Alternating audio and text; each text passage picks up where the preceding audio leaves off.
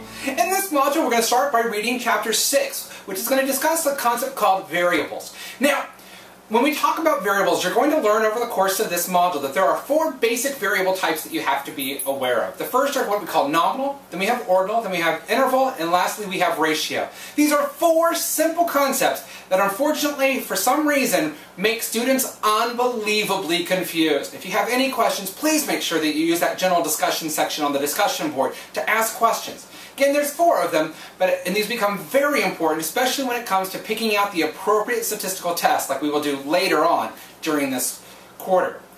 Then we'll look at Chapter 7. You're going to learn about some specific communication variables that go along with the survey that we created for this course, that goes along with the data set that is actually located on the CD-ROM that came with your textbook.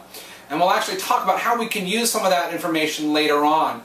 In Chapter 7, you learn about communication variables, and in Chapter 8, we're going to talk about our first foray into math, descriptive statistics.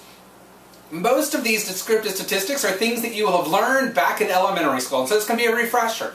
And towards the end of the chapter, you're going to get into some more complex descriptive statistics.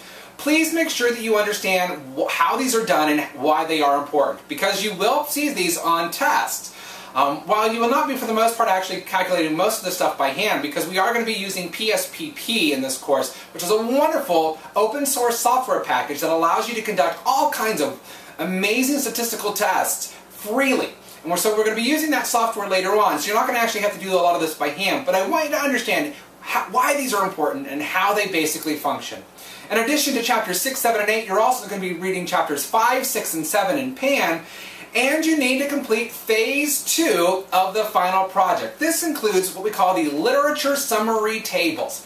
Please make sure that you read closely the instructions on the syllabus about how to do it. Now, when you go into the assignments folder, you're going to notice that I've actually provided you 2 templates. One is for the personal part that you have to do as an individual, and then the other one is the one that you have to do for your group.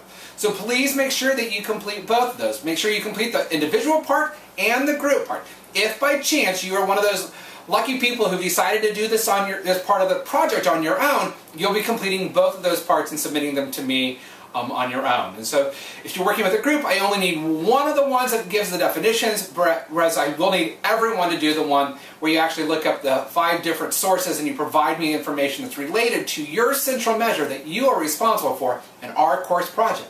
Enjoy Module 3.